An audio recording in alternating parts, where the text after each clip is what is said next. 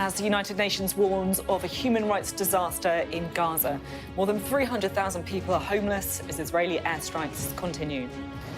The US's top diplomat visiting Israel pledges steadfast support from America, while also calling for civilians to be protected. Also tonight, the UK is to send 2 Royal Navy ships to the region and begin surveillance flights over Israel in a show of military support. Coming up on the show, DUP leader Sir Geoffrey Donaldson speaks exclusively to our senior Ireland correspondent, David Blevins, telling us that political leaders here should step up and encourage the Middle East on a journey to peace. And as an MP switches from the SNP to the Conservatives, we'll look back at some of the most notable and surprising times when MPs have crossed the floor of the House. All that and more with Sian Berry, the former Green Party leader, and former Defence Secretary Liam Fox, who are with us for the next hour. It's Thursday, I'm Sophy Ridge, live from Westminster, and this is the Politics Hub.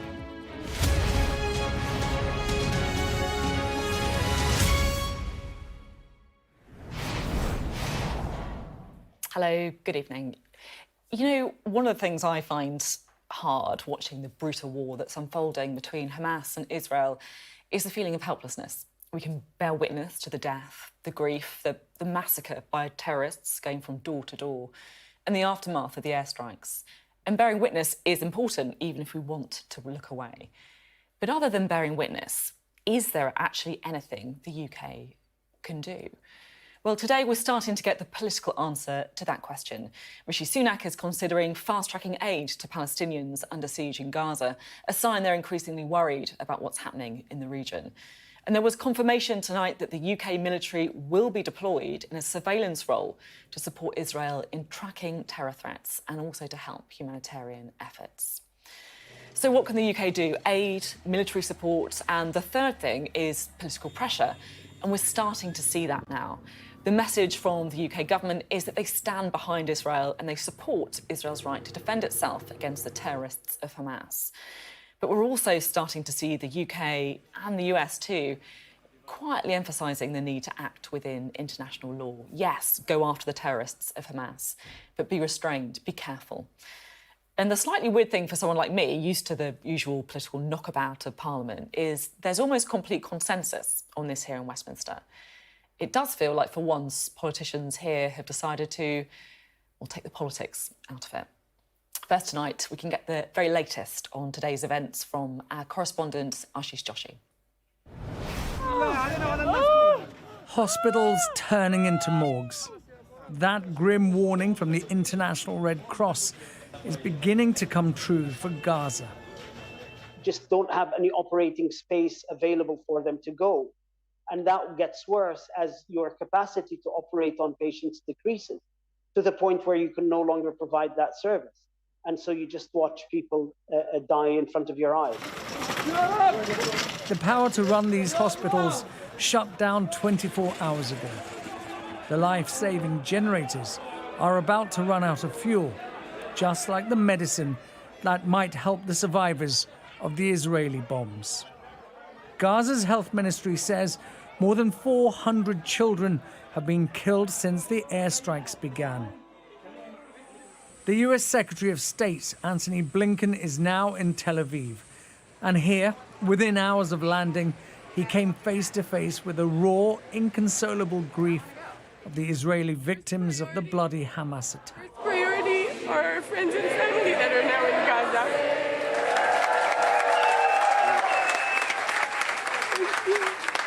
Thank you very much.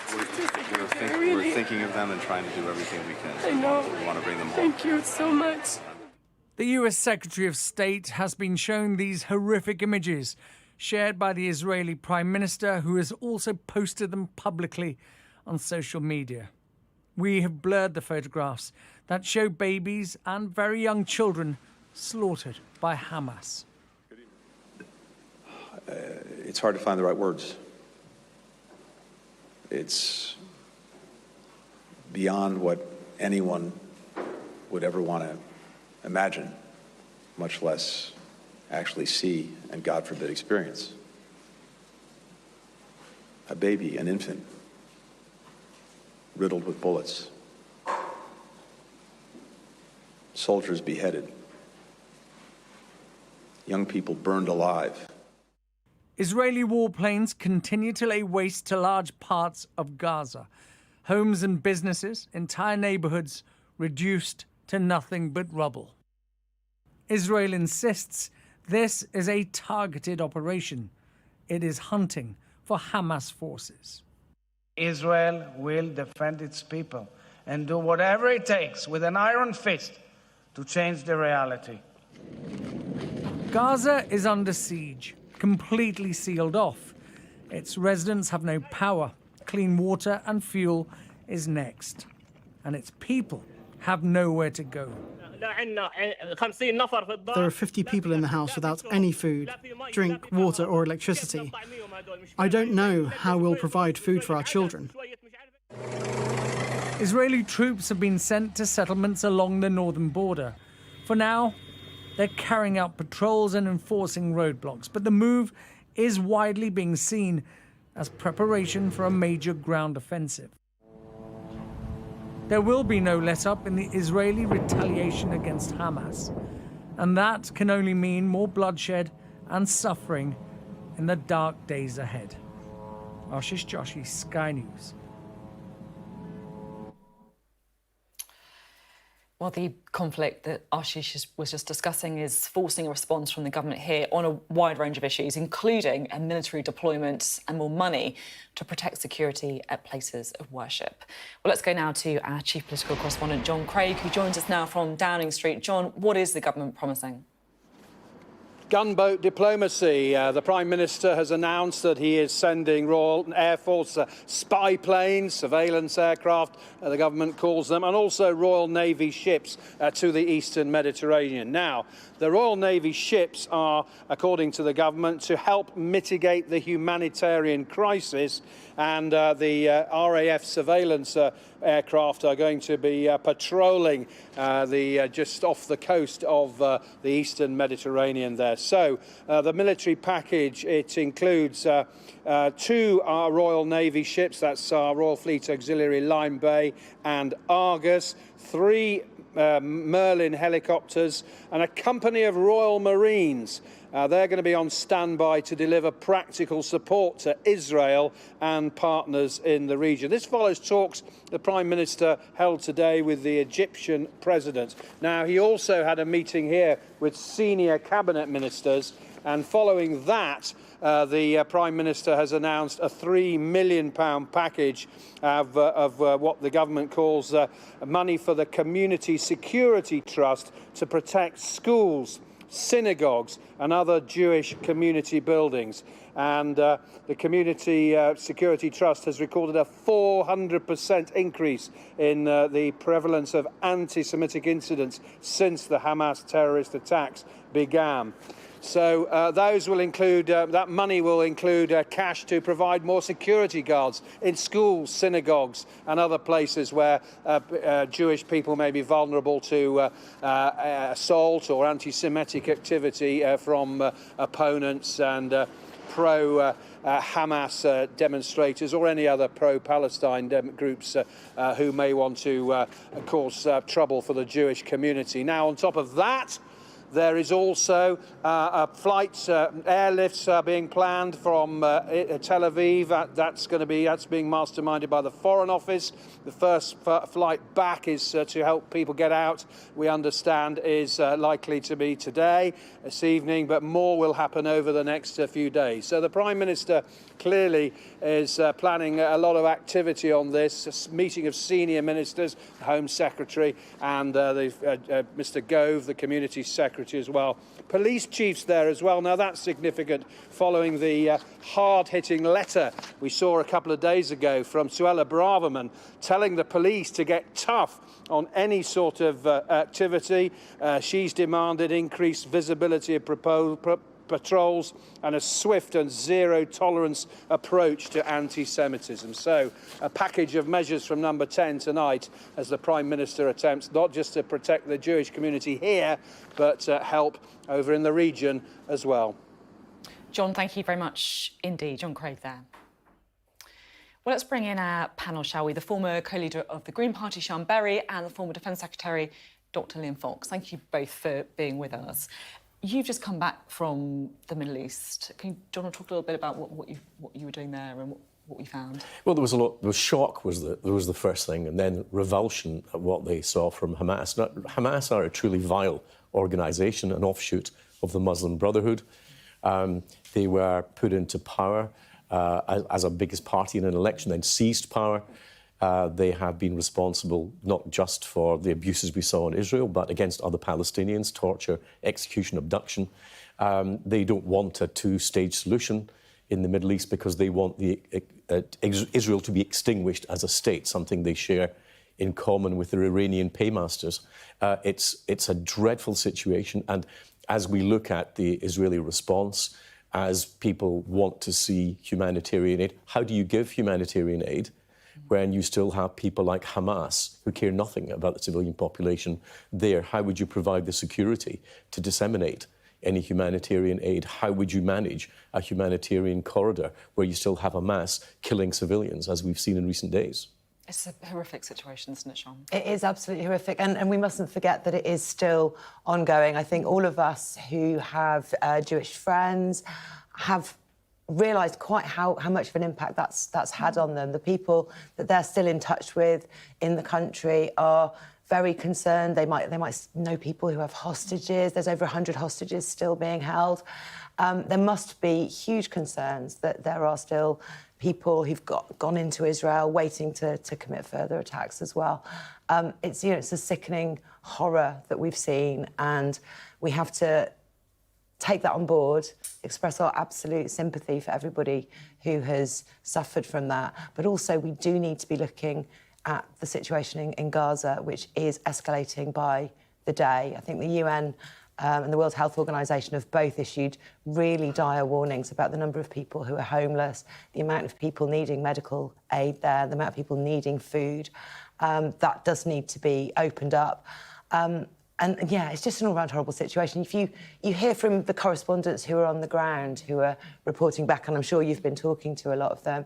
I was listening to the radio this morning, the United Nations there, who do have a humanitarian operation, describing the situation and what they'd seen. And I can only describe her voice as ashen. She was absolutely just sort of overwhelmed with the weight of what was going on. It is. We have to get that aid in. It's really, really important. But before anything else, we have to get the unconditional release of the hostages. This is a crisis that was caused by Hamas. And we have got 3 generations of one family being held, threatened with execution. And they need to, before anything can happen, we've got to have Hamas release these hostages. How can you try to improve a situation for the people who Hamas are supposed to represent or govern in Gaza, while these abuses, disgusting abuses of human rights are taking place? And I say again, how can you possibly manage to give the humanitarian aid that everyone will want to see if you don't have security on the ground? I don't agree that you can predicate helping the people on the ground who need that humanitarian support now on the release of the hostages. I think the government response is probably correct to offer intelligence support as well as humanitarian aid. That seems to be the right way around. Israel has an absolute job to do to track down the people that have done this, but we cannot have the rest of the people in Gaza used as hostages. But we have a duty, I think, to demand that Hamas release people. They went into a neighbouring state, they abducted people, they murdered many of them, and we should never forget in all of this that the release of the hostages is a key demand that the free world must have if it's to maintain any moral authority. But not as a condition of humanitarian support when the agencies are crying out for it. Can I ask your view on the defence deployment? Is that the right thing going forward? Yes, I think it's sending signals about our solidarity with the United States, which has done the same, and with Israel. And I think right across the region, there's revulsion. I chair the UK's Abraham Accords group, which is there to support the peace agreement and the normalisation of relations between Arab states and Israel. And, as we stand back and look at the bigger picture here, we have to ask how Hamas, with its £100 million a year funding from Iran, how they are being used by an Iranian state that doesn't want a rapprochement between the Arab states and Israel. In fact, even the language used in Hamas statements, which is that this is a lesson to those who want to normalise relations with Israel. It's an anti-peace, anti-progress organisation that has been willing to use any levels of violence in the past to stop peace from happening. Thank you both for... It's a really hard... And when you said before that, many of us, we have Jewish friends or know people in the region or have visited parts of the region, and it's such a... It's sickening. It really does make you feel sick. It is, exactly. So we'll be talking much more about the war between Israel and Hamas on the programme, but I do want to talk a little bit about politics next, because the dust has settled on Keir Starmer's speech at the Labour Party conference. Now, last week, we brought you some exclusive snap polling on how the public had reacted to what they'd heard from Rishi Sunak, and because we're always perfectly balanced here on the Politics Help, we asked the pollsters, find out now, to do the same for the Labour leader. So let's have a look now at what they said, shall we? Now, the first question was, how do you rate the speech? About 2,000 people were asked, broadly reflective of the voting population. And you can see here that slightly more said it was very poor than excellent. But look at that number at the bottom. 82% of people said they hadn't watched or listened to it. Now, that's the national polling. Let's look now at Labour Party members. As you'd expect, more positive reception there. So more than a third saying it was excellent, 36%. But maybe not fully convincing. And as you can see there, 36% saying they didn't watch as well. We asked the same question last week after Rishi Sunak's speech too, so we can have a quick look at how the leaders compare. So here's Keir Starmer's numbers again. This is the national polling. And here is Rishi Sunak. So you can see more people watched the Prime Minister, but nearly 1 in 5 people thought his speech was very poor. So that's 3 times higher than the Labour leader. What happens if you compare Keir Starmer to his shadow chancellor? Rachel Reeves' speech was a bit of a blockbuster speech, I have to say. Lots of people going in to watch that in the hall. So here's Keir Starmer's numbers. Let's look at Rachel Reeves' numbers. And you can see she did do slightly better, actually, than Keir Starmer, 5% to 4%. But again, look at that number, who's saying that they didn't watch it. The vast majority of people saying they didn't watch either speech. Now, let's look at the economy now, because both Jeremy Hunt and Rachel Reeves have set out their pitch. So who is more trusted with the economy? You can see here that Labour is 10 points ahead of the Conservatives, but half of voters, 50%, not convinced by either. One final question. Which do you think is the party of working people? You can see Labour have a pretty clear lead on this as well, but still, 3 in 5 said neither fit the bill. Let's go back to Sian and Liam, should we have to talk through some of those figures. I'm going to say sorry to you first, Sian. We haven't done the Green Party. Well, if you had, it would have been very different. Yes, 99% watched the speech, I'm sure. Yeah. What did you make of the numbers that we've just been looking at? Anything standing out to you? I mean, that really does illustrate the extent to which we all live in a bubble. I've watched the speeches. It's part of my job to watch the speeches. But, yeah, the fact that people... The speeches are to the party members. The fact that the Labour members felt quite buoyed up by that in comparison to the general public, that's really the point of a conference speech. It's to rally your members, to get them ready for the election ahead. And that's certainly what we did at our conference. Our conference was buzzing. The key message to our members was we're going to win 4 MPs in 2024. The key message to the country was, here's our housing plan, here's our big investment in sorting out people's homes so they're warmer and cost less to heat. Here's what we fully costed to do that. We passed new policy that's going to feature in our manifesto. Yeah. But by and large, it was there to get us ready. So a lot about to make us feel like we're ready to go. And I think, I'm not sure... If you asked what happened, did you ask the Conservative members how they felt? We did. Most, they were much happier. They were much happier. Yeah, they were much happier. Although, there was still a little bit more uncertainty between them. We saw last week. Well, interesting. I think what's interesting about the wider polling is how the Conservative base is coming back. We've seen in the so-called blue wall seats that number rising quite a lot in recent times. And I think that that polling doesn't really surprise me. I mean, I can think of a dozen things I'd rather need to be doing rather than watching. Do you want to confess? Do you want to confess on whether you watched Keir Starmer's speech? No, I didn't watch it. I was too busy having a life. I think what it does indicate is that out there at the moment, there's a bit of disillusionment with the political process in general. And there's a lot to be thought over. The way that the by-election results have been very different, whether you take Uxbridge or you take Somerton, for example, you're getting very different results. I think, and your number of neither or don't knows, I think shows that there's a huge amount to play for. This, I think, will be a very intense year before the election, because I think there are a lot of voters who have yet not made up their mind what they're going to do. I was quite struck by that as well, actually, because look, if you look at the polls, then they're all pointing in one direction, Labour doing much better than the Conservatives. But it does pick up there, doesn't it, that actually a few people are still in the balance, you know, not convinced on either message on the economy. Do you think that brings a bit of, I guess, unpredictability to what's going to happen? Yeah, and I think, I'd lay a bit of that at Labour's door. It's their job to make people hungry for the change in government that potentially they're offering.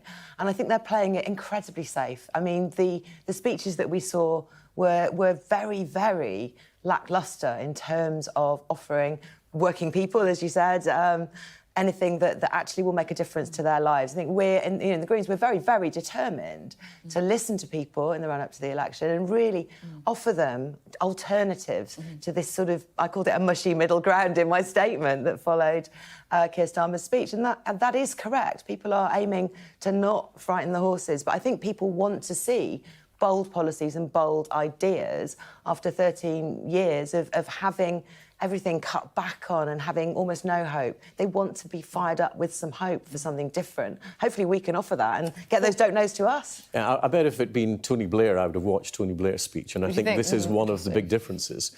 I think that when Labour were in opposition last time, they had Blair, a very charismatic leader, who carried, I think, a lot of aspiration with him. This is a Labour Party which keeps on saying, well, we'll not do things differently from the Conservatives, we'll not tax more, we'll not spend more, we'll not make major differences. And people wonder, well, what are you for? And on top of that, you've got a leader who, frankly, is a very nice chap, but he's not very charismatic. So and it's difficult to see him in an election campaign being able to fire up the voters they will need to actually come out and vote in the polls. I mean, we do go out and we say, you know, a lot of our statements are, you know, end with what is Labour for, when they say that they won't, for example, row back on the giant new oil field at Rosebank. That's hopeless. You can see who both of these guys are trying to fight in the general election, can't you? But we say, like, what are Labour for in our statements, sure. We're hearing it back from people now. I was on the street the other day in Brighton talking to some members of the university. There's a strike going. I was talking to them. Completely, just a passerby decided to shout out at all of us that the Tories and Labour are just the same. And that is very much a message that people have on the ground. We're supported by that polling that people say neither are more... And that's a real problem, more problem for the opposition, because governments can always do things. Jeremy Hunt's got his autumn statement, he's got a budget in the spring. Labour are now stuck with Rachel Reeves' speech is as far as they can go. Well, we'll see. We'll see if the polls move after those big events. Thanks very much for a lively discussion. And still to come on the Politics Hub today. We're going to be looking at the complex cultural, political and historical forces driving the conflict between Israel and Hamas with the author, Nathan Thrall.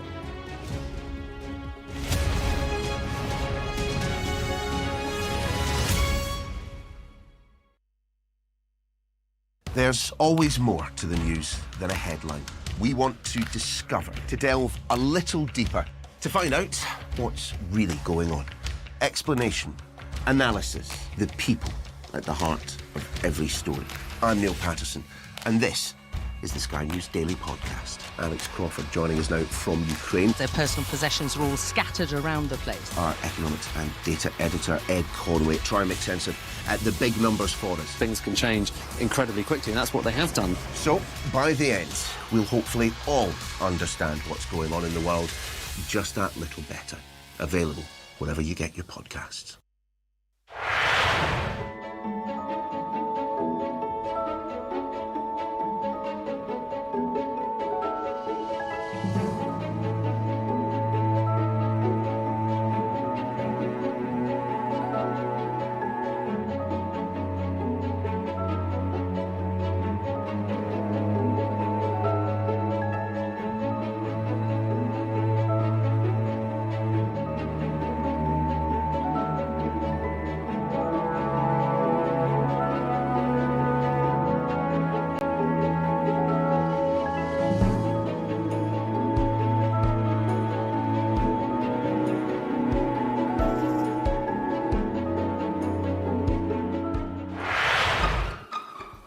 we've got your Sunday mornings covered.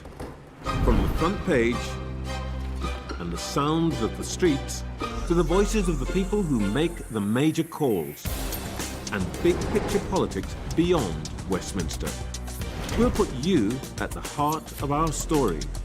A new start to Sunday. I'm ready. Are you?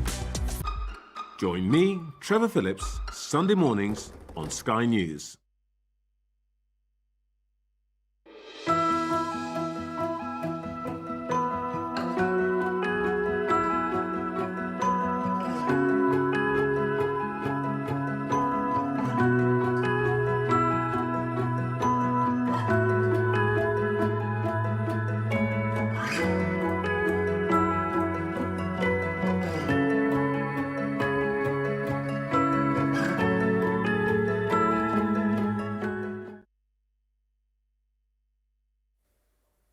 Hello, welcome back to the Politics Hub.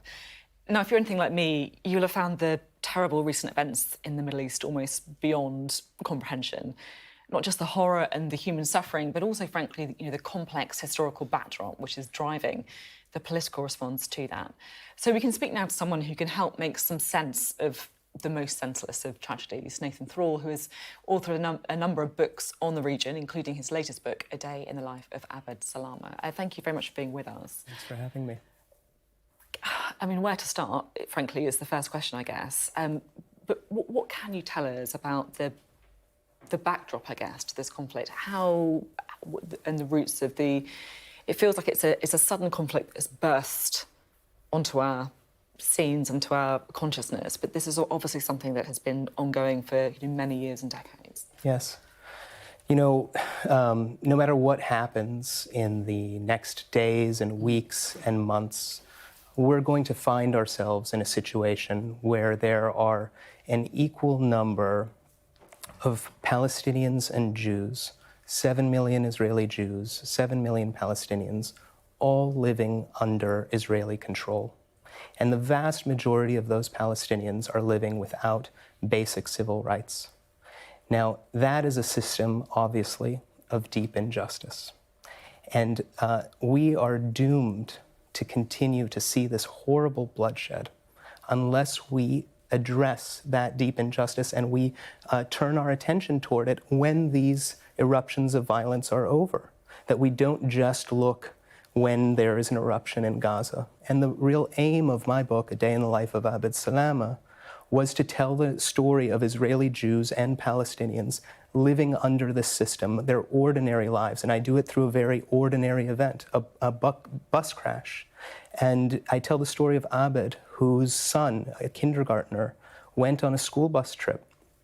And the school bus was struck by a giant lorry. The bus flipped over and caught fire. 6 children died, 1 teacher. Abed and other parents from the community rushed to the scene of the accident. And they have found that all the children have been taken away. And they've been taken to different hospitals depending on the color of ID of the Palestinian bystanders who rushed them off in their private cars. If they had a blue ID, they rushed to Jerusalem Hospital because they could enter Jerusalem. Abed himself had a green ID and couldn't even look for his son in a Jerusalem hospital. A lot of people looking at this will be thinking, though, there's a need for a two-state solution here. There is a need for Jewish people to be able to live without fear of terrorism, of attack, of what we've seen in recent days, a terror group going door to door, murdering children, taking people as hostages. And obviously, of course, the Palestinians who, as having a bombardment and airstrikes and civilians who are living among terrorists as well. You acknowledge the suffering on both sides here. But what do you think can be done to try and improve what we've been seeing? Well, I think that, much of our discussion is focused on an abstraction, a two-state solution, or a one-state solution, or a confederation. And while we debate that abstraction, there is an ongoing reality that we should not accept, an ongoing reality that is leading to the kind of horrible bloodshed that we see right now. And underlying all of that is a horrible dehumanization, a brutalization, scars that both of these peoples are living with. And even in the context of this horrible bus accident, we see teachers who are rescuing children from a bus, and a Palestinian doctor comes on the scene and helps to pull kids off of this bus, and all she can think of is the Israeli bombing of the PLO headquarters in Tunis when she herself was pulling bodies from the rubble in 1985. We also find, Israelis are deeply traumatized. A settler paramedic who came on the scene of this accident, and he sees the burned out shell of a bus, and all he can think about are the suicide bombings that he had to attend to. There is a deep, deep pain that all of these people are living with, and we as media consumers, we only look at it when there's this eruption of violence. And what do we call for? We call for a restoration of calm. But that restoration of calm is a situation that none of us should accept. It's a situation of deep, deep injustice that we ought to do something about, especially if we care about not seeing further bloodshed. It's interesting, actually. I'm sure it's something that, many people watching this will reflect on as well. Do you think there is an issue where we have a kind of vague awareness of this conflict that goes on between Israel and Palestine, and the devastation that happens, sadly, quite frequently, but then also we only really engage when something truly unbelievable happens, like what we've seen over the last few days? 1,000%. And I think that in that way, we help to facilitate the continuation, the perpetuation of this conflict. We constantly say that it's unsustainable. It's been going on for decades. The same doctor who I just mentioned, her son, a teenage boy, does the most natural thing in the world. He throws a stone at an occupying soldier, and at 1:30 in the morning, the soldiers come and take her son from her in the middle of the night. They won't tell her why or anything about his fate, and she spends more than a week just trying to find what prison he's sitting in. That's happening on a daily basis. This is the fear, the terror that every Palestinian family is living with, that they're helpless to protect their children. And so I think what we really need to attend to and to bring our attention to is the daily lives of Israelis and Palestinians, not just when we have a horrible flare-up in Gaza. OK, well, thank you very much for being on the programme. Certainly, it's worth, I think, everyone reflecting on the long-term issues here and not just focusing on, something that happens today, even though, of course, it has huge ramifications and perhaps does hold up a bit of a mirror to what many people are feeling in the region. Thank you. Thank you. Now, of course, the conflict sure to dominate tomorrow's newspapers once again. We'll have our extended press preview and news review from 10:30 this evening with tonight's news and tomorrow's headlines. Joining us will be Novara's Media's contributing editor, Moya Lothian-McLean, and Conservative Home's deputy editor, Henry Hill. Still to come on the Politics Hub. What lessons can Northern Ireland teach us about the possibility of peace in the Middle East? We'll hear from the DUP leader, Sir Geoffrey Donaldson, ahead of his party's annual conference.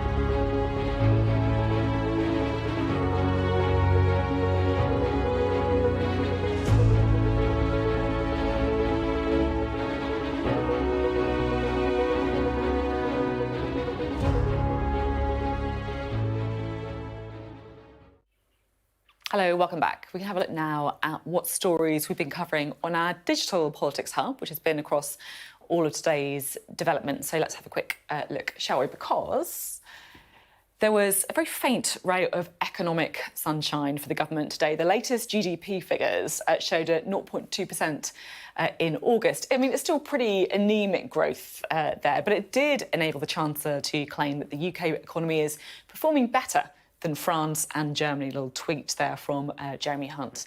Now, Rishi Sunak's speech on net zero already feels like it was months ago, but one of its key claims, that the Prime Minister's plan would save the public money, has been challenged by his own climate advisers. This is a report by the Climate Change Committee finding that renters will have to pay more for energy in less efficient homes, and drivers who move to electric cars later rather than sooner could face higher costs through their vehicle's lifetime. And we've done a bit of polling on the show already, and now that the conference is over, it's a good chance to check out our poll tracker. Here we go, which brings together all the latest opinion polls to give you the best snapshot of how the parties are performing. So this is the latest one. You can see, to be honest, it didn't really move the dial that much looking at that, which perhaps you could say is slightly worse news for the Conservatives, because the gap is still pretty large. Yeah, not really moving the dial. If you scan the QR code, you can catch up with all of the latest on the hub throughout the day as well. Now, the DUP leader, Sir Geoffrey Donaldson, is urging the UK to draw on the experience of the Northern Ireland peace process and encourage talks between Israelis and Palestinians. In an exclusive interview ahead of his party conference, he's been telling our senior Ireland correspondent, David Blevins, that if the government fails to address unionist concerns about post-Brexit trading arrangements, it will be risking 25 years of peace and political progress in Northern Ireland since the Good Friday Agreement. And David joins us now live. David, we'll be hearing your interview in a moment, but what were your sort of main takeaways? Yes, Sophie, welcome to Parliament Buildings at Stormont. It always looks the part, but right now it isn't playing the part because, of course, there hasn't been a devolved government in Northern Ireland for nearly 18 months. That's because the DUP continues to boycott power sharing because of the Brexit border in the Irish Sea. Now, I think at his party conference this weekend, you can expect to hear the leader, Sir Geoffrey Donaldson, bank what he describes as progress on that issue in his negotiations with the UK government, but continue to pile the pressure on the Prime Minister, warning Rishi Sunak that if he doesn't address unionist concerns and see power sharing restored here, then he is risking 25 years of peace and political progress in Northern Ireland. And Sir Geoffrey has been drawing parallels between what happened here in the past and the violence we're currently witnessing in the Middle East. Now, until now, there would have been a huge gulf between his position on that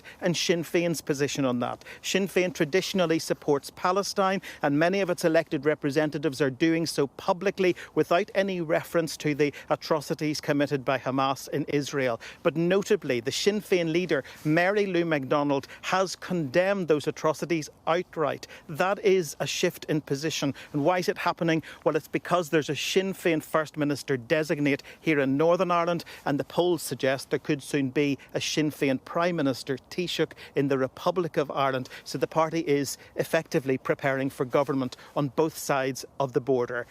Northern Ireland is not the place it was 25 years ago, and that is why Sir Geoffrey is urging Rishi Sunak to draw on the experience of the Northern Ireland peace process, flawed though it is, to encourage dialogue between Israelis and Palestinians. He's been speaking to me exclusively ahead of his party conference. Sir Geoffrey Donaldson, what do you make of the UK consensus in relation to events in the Middle East, given that we're unlikely to ever see that sort of consensus in Northern Ireland on that issue? Well, I welcome the fact that the main party leaders in the UK, including, of course, the Prime Minister, have been unequivocal in their condemnation of the acts of terrorism carried out by Hamas, and that's what they are. But all of this represents a failure to find a path to peace. And we have learned in Northern Ireland that peace is a precious thing. It is something you have to guard and protect. It's something you have to work for and work at every single day. And I would say to our United Kingdom government and whoever may form that government after an election, we have a responsibility to step up here and to encourage that journey to peace. And we might even draw upon the experience in Northern Ireland, flawed as it is. Nevertheless, it proves that even the most intractable of conflicts can be resolved where there is a will and a way. What is the state of play in your talks with the UK government? Are we closer to the restoration of power-sharing government in Northern Ireland or further away from it? Well, I think we're closer than we were, say, 6 months ago, but there are still some gaps that need to be closed in relation to the Windsor framework. And what we're looking for is for our ability to trade within the UK and its internal market to be protected in law, and that Northern Ireland's place in the UK should be properly restored. It may be the UK government's responsibility, but isn't Rishi Sunak just being realistic about what's possible in the way Theresa May was realistic, unlike Boris Johnson, who made promises to the DUP he could never deliver?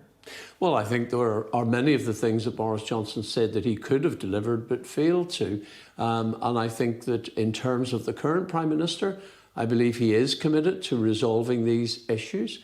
And after all, he is the Prime Minister of all of the United Kingdom, so he has a duty to ensure that Northern Ireland's place in the UK is respected. And that's not just a DUP demand, that's at the heart of the Belfast or Good Friday agreements.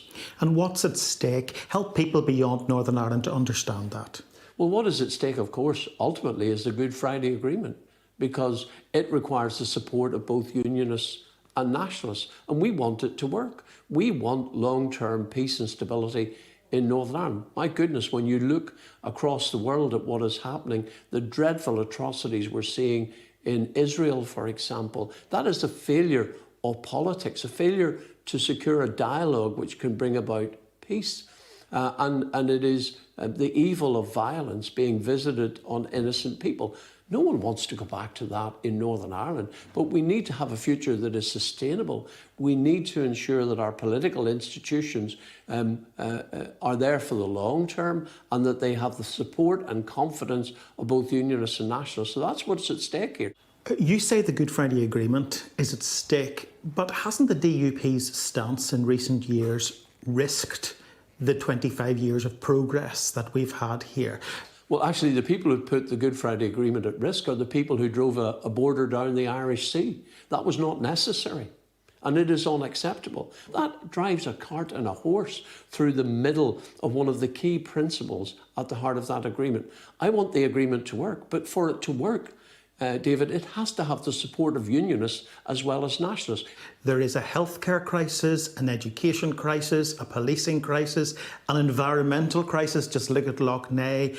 How does boycotting power sharing win friends and influence people? Well, there's also a constitutional crisis as well, David, so let's not lose sight of that. And one of the reasons why violence in Northern Ireland began in the first place is over the whole question of identity, the constitutional question.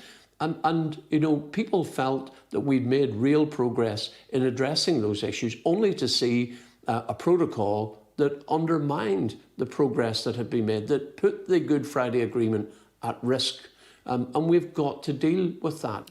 Given the lack of breakthrough with this UK government, a government, of course, the DUP kept in power for 2 years, do you think you'd make more progress with a Labour government? Is Sir Keir Starmer a man you can do business with? Would you strike a confidence and supply deal with him if the circumstances arose?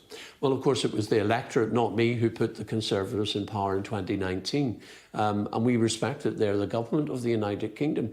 And we will do the same if there is a Labour government after the next election. We will work with whoever is in Downing Street in the best interests of Northern Ireland as a whole. And we want to see these issues resolved. That's why I don't want to wait for the next government to come along. I want to try and get an agreement now that resolves the problems with the protocol, that restores Northern Ireland's place within the UK and its internal market, and gets Stormont back up and running. But yes, I've had conversations with Keir Starmer. I've met recently with Hilary Benn, who's the new Shadow Secretary of State. To be honest, I've been impressed by some of the things they have said about the approach they would take. But I would rather get this done I would rather get agreement. I'd rather see Northern Ireland's place in the UK and its internal market restored now than have to wait another year for that to happen. So, Jeffrey Donaldson, thank you very much. Let's bring in Sian and Liam, shall we? It's interesting, isn't it? It feels that to hear from someone like Sir Jeffrey Donaldson about the comparison, I guess, of an intractable, seemingly intractable conflict like we had in Northern Ireland and on the island of Ireland, and the lessons that, if there are any, that we can read across to what's happening in the Middle East. Well, I think the word peace is quite important, because peace is not just the absence of violence. It's also the absence of fear and intimidation and the installation of hope against despair. And I think that you saw in Northern Ireland the relative improvement and the economically, and the diminution of the difference economically between the different communities. That sort of prohibited, in many ways, support of the extreme militants on both sides. And it set the grounds, if you like, where negotiations could happen. Is there a read across to the Middle East? Yes, I think there is.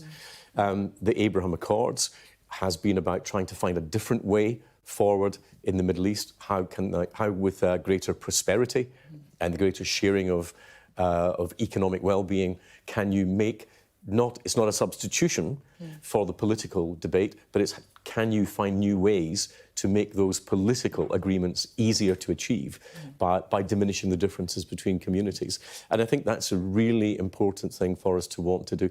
And again, I go back to this point, I do not believe it's a coincidence that as more countries, more Arab countries want to normalise relations with Israel, as we saw Saudi Arabia talking about normalising relations, that Iran's proxy in the region, Hamas, wanted to wreck it, because Iran does not want there to be peace between Israel and the Arabs. That is very clear. It's quite easy to just feel kind of hopeless when you're looking at what's happening in the Middle East at the minute, but that kind of hope, I guess, is something that we all have to kind of cling to.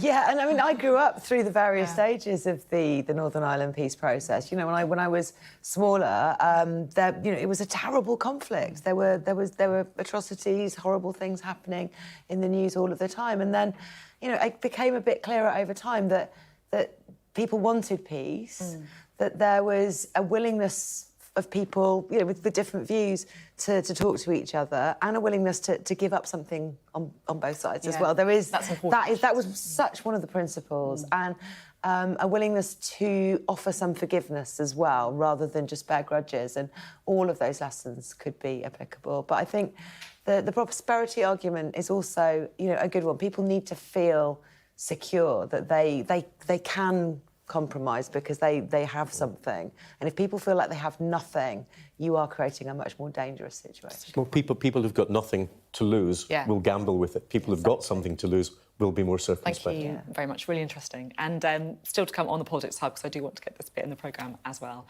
There has been a surprise defection from the SNP to the Conservatives, but are defectors doomed to the dustbin of history? We'll see what past president tells us after the break.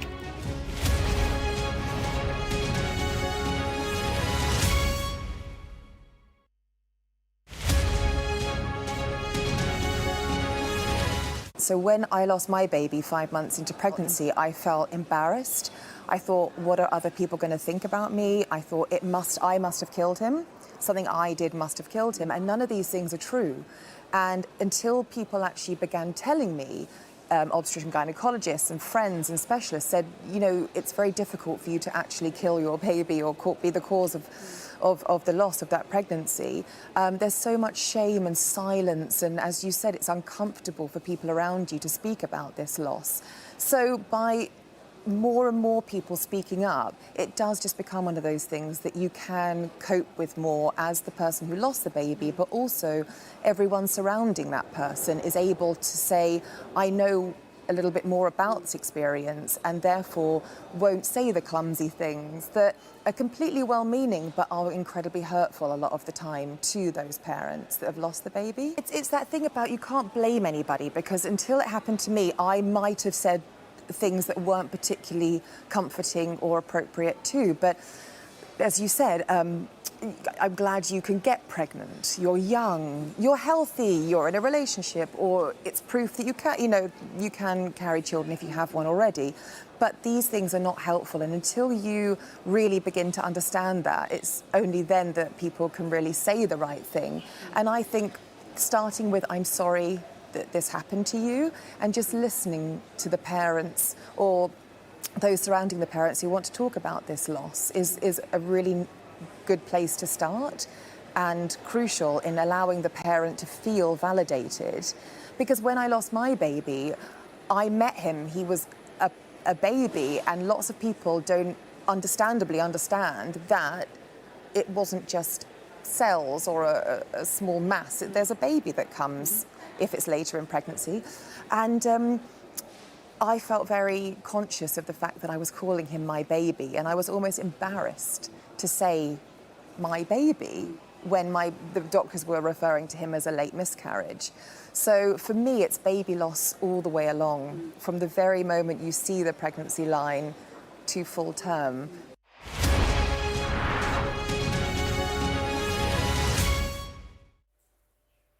Hello, welcome back. You're watching The Politics Hub.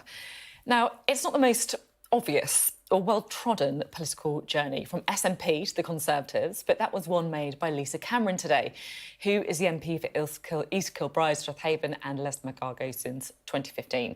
It came after quite a complex series of events, so bear with me.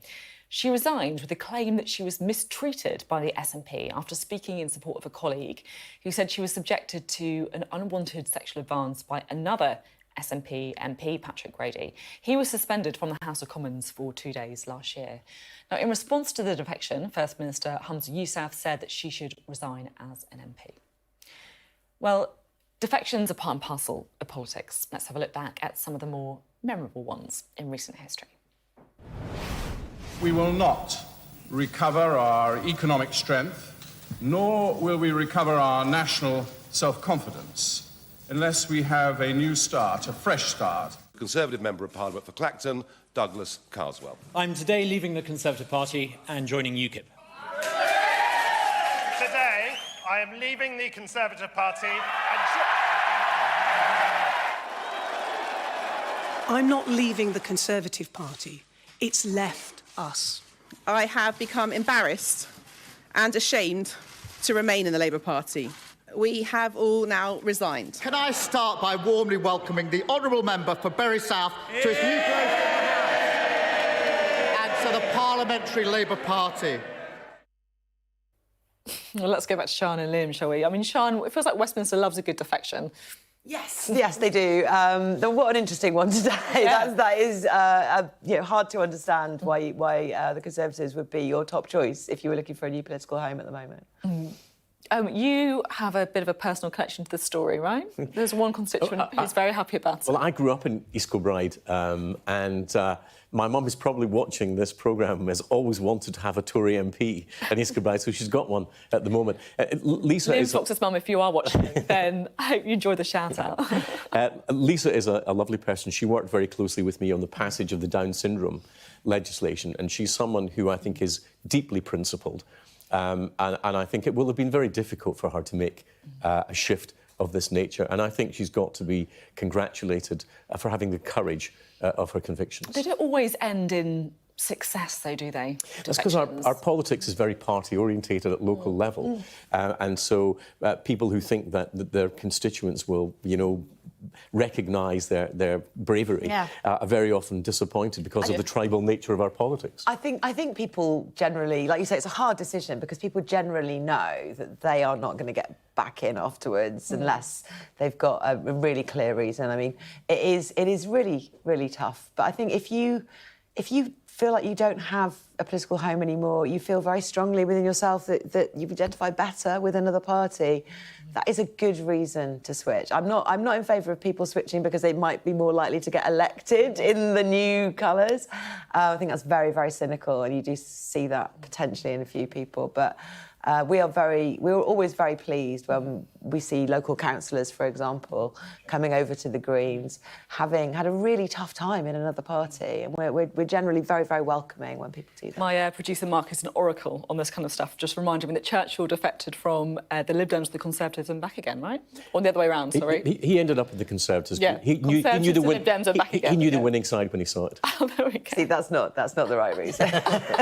Come to the Greens because you realise you really are a Green. We'll be welcoming you. I think the change one is one that always reminds. I think it was a kind of Nando's, photo shoot that always kind of stands out in my memory. That kind of beaming smiles, and then it all ended in complete disaster for them all. But thank you very much for a really lively discussion today. We've had a big range of topics on the programme. It's been great to have your thoughts and expertise on the programme. Thank you very much indeed. So that is all for tonight. But do remember, if you scan the QR code, you can catch up with all of the latest on the Politics Hub. And do stay with Sky News for the UK Tonight. That's with Sarah J. Mee, and it is up next. It's been a busy couple of weeks with party conferences. We're going to be back next week. Have a lovely weekend.